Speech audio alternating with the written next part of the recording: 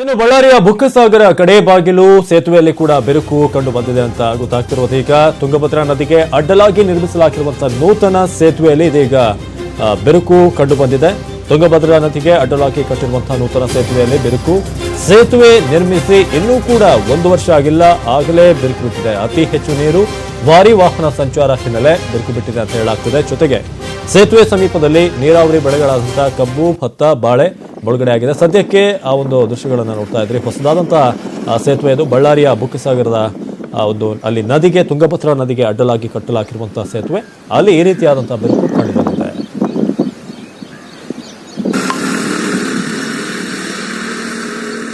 ಈ ಬಗ್ಗೆ ಹೆಚ್ಚಿನ ಮಾಹಿತಿಯನ್ನು ನೀಡೋದಕ್ಕೆ ನೇರ ಸಂಪರ್ಕದಲ್ಲಿದ್ದಾರೆ ಆ ಒಂದು ಸೇತುವೆಯ ಬಳಿಯಿಂದಲೇ ನಮ್ಮ ಪ್ರತಿನಿಧಿ ಶರಣು ಹಂಪೆ. ಸದ್ಯಕ್ಕೆ ಸೇತುವೆ ಬಿರುಕು ಬಿಟ್ಟಿರೋದ್ರಿಂದ ವಾಹನ ಸಂಚಾರಕ್ಕೆ ಅನುವು ಮಾಡಿಕೊಟ್ಟಿದೆಯಾ, ಅಥವಾ ಜೊತೆಗೆ ಈ ಒಂದು ಬಿರುಕು ಬಿಟ್ಟಿರೋದಕ್ಕೆ ಏನೇನು ಕಾರಣಗಳಿದೆ ಶರಣು ಹಂಪೆ?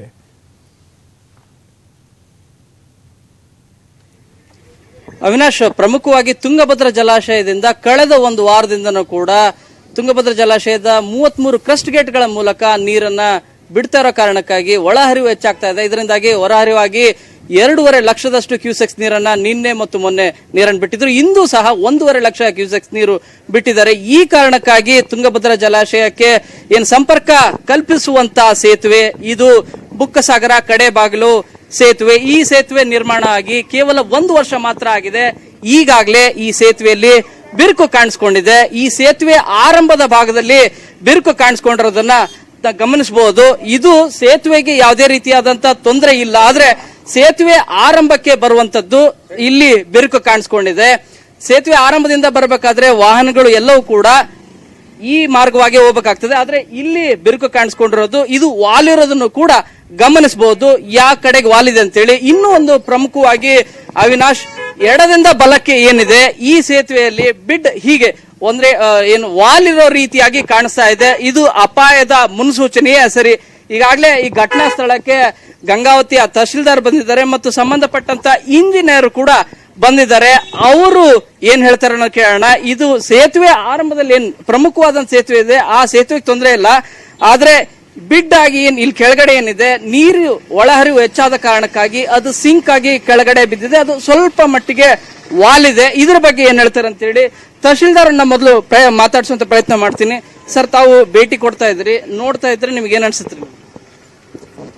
ನಾನು ಮಾನ್ಯ ಜಿಲ್ಲಾಧಿಕಾರಿಗಳ ಸೂಚನೆ ಮೇರೆಗೆ ಇಲ್ಲಿ ಬಂದ ನಂತರ ನಮ್ಮ PWD AW ಅವ್ರನ್ನ ಕರೆಸಿ ಮಾತನಾಡಿ ಏನೂ ತೊಂದರೆ ಇಲ್ಲ ಅಂತ ಹೇಳಿದ್ದಾರೆ.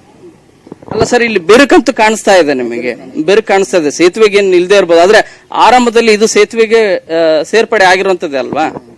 ಆ ಸೇತುವೆಗೆ ಮತ್ತು ಬಿರುಕಿಗೆ ಏನು ಸಂಬಂಧ ಇಲ್ಲ ಅಂತ PWD ಕ್ಲಿಯರ್ ಹೇಳ್ತಾರೆ. ಇದು ಏನೋ ತಹಶೀಲ್ದಾರ್ ಮಾತಾದ್ರೆ ಇದಕ್ಕೆ ಸಂಬಂಧಪಟ್ಟಂತೆ ತಾಂತ್ರಿಕವಾಗಿ ಮಾಹಿತಿಯನ್ನ ನೀಡಲಿಕ್ಕೆ ಇಂಜಿನಿಯರ್ ಇದ್ದಾರೆ. ಅವ್ರು ಏನ್ ಹೇಳ್ತಾರಂತೆ, ಯಾಕಂದ್ರೆ ವೀಕ್ಷಣೆ ಕೂಡ ಮಾಡಿದ್ದಾರೆ. ಸರ್, ಈಗ ಸೇತುವೆಗೆ ಏನ್ ತೊಂದರೆ ಇಲ್ಲ ಅಂತ ಹೇಳಿ ನೀವು ಪ್ರಾಥಮಿಕವಾಗಿ ಮಾಹಿತಿ ಕೊಟ್ರಿ, ಆದ್ರೆ ಇದು ಏನಂತಾರೆ, ಇದು ಯಾಕೆ ಸಿಂಕ್ ಆಗಿದೆ? 1 ವರ್ಷ ಆಗಿಲ್ಲ, ಆಗ್ಲೇ ಸಿಂಕ್ ಆಗಿರೋಕ್ಕೆ ಕಾರಣ ಏನ್ರಿ? 1 ವರ್ಷ ಆಗಿಲ್ಲ ಎಂಬುದಲ್ಲ, ಈಗ ಮಳಿಗೆ ಮತ್ತೆ ನೇಚರ್ಗೆ ಕೆಳಗಿಂದ ಈ ಕಾಂಪ್ಯಾಕ್ಷನ್ ಆದ ಮಣ್ಣು ಕನ್ಸಾಲಿಡೇಷನ್ ಆಗಿ ತಾನೇ ಸಿಂಕ್ ಆಗಿರ್ತದ. ಅದ್ರ ಪ್ರಕಾರ ಕ್ರ್ಯಾಕ್ ಬಂದದ, ಬ್ರಿಡ್ಜ್ ಕೆಲಸ ಮಾಡ್ಲಾಕತ್ತದ ಅಂತ ಅರ್ಥ.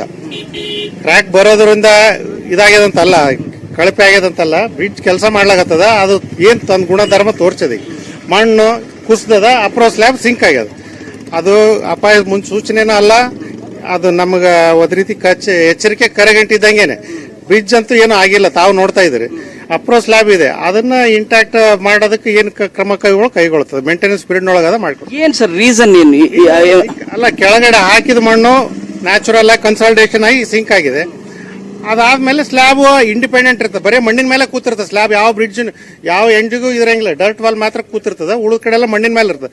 ಮಣ್ಣು ಇಳಿದ್ಮೇಲೆ ನ್ಯಾಚುರಲ್ ಆಗಿ ಇದನ್ನು ಇಳಿತದೆ, ಸ್ಲ್ಯಾಬ್ ಇಳಿತದೆ. ಸ್ಲ್ಯಾಬ್ ಇಳಿದತ್ತೆ ಇಲ್ಲಿ ಗ್ಯಾಪ್ ಜಾಸ್ತಿ ಆಗಿರುತ್ತೆ ಅಷ್ಟೇ.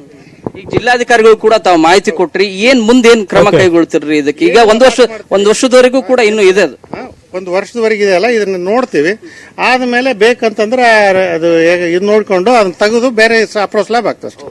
ಅವಿನಾಶ್, ಇನ್ನೊಂದು ಪ್ರಮುಖವಾಗಿ ಇಲ್ಲಿ ನದಿಯ ಪಾತ್ರದಲ್ಲಿರುವಂತಹ ಜಲಾಶಯ ಪಕ್ಕದಲ್ಲಿರುವಂತಹ ಹೊಲ ಗದ್ದೆಗಳೇನಿದೆ ಸಂಪೂರ್ಣವಾಗಿ ಮುಳುಗಡೆ ಆಗಿರೋದು. ನಿನ್ನೆ 2,22,20,000 ಕ್ಯೂಸೆಕ್ಸ್ ನೀರನ್ನು ಬಿಟ್ಟಿದ್ರು. ಅದರಿಂದಾಗಿ ಇಲ್ಲಿರುವಂತ ಭತ್ತ, ಕಬ್ಬು, ಬಾಳೆ ಎಲ್ಲವೂ ಕೂಡ 100ಕ್ಕೂ ಹೆಚ್ಚು ಎಕರೆ ಎಲ್ಲವೂ ಕೂಡ ನೀರಿನಿಂದ ಜಲಾವೃತ ಆಗಿದೆ. ಈ ಬುಕ್ಸಾಗರ ಮತ್ತು ಕಡೆ ಬಾಗ್ಲ ಭಾಗದಲ್ಲಿರುವಂತ ರೈತರೆಲ್ಲರಿಗೂ ಕೂಡ ಸಂಕಷ್ಟವನ್ನು ಅನುಭವಿಸ್ತಾ ಇದ್ದಾರೆ. ಇದ್ರ ಬಗ್ಗೆನೂ ಕೂಡ ಕೂಡಲೇ ಪರಿಹಾರ ನೀಡಿ ಅಂತೇಳಿ ಆಗ್ರಹ ಮಾಡ್ತಾ ಇದ್ದಾರೆ. ಅವಿನಾಶ್, ಓಕೆ, ಧನ್ಯವಾದ ಮಾಹಿತಿಗಾಗಿ ಶರಣು ಹಂಪೆ.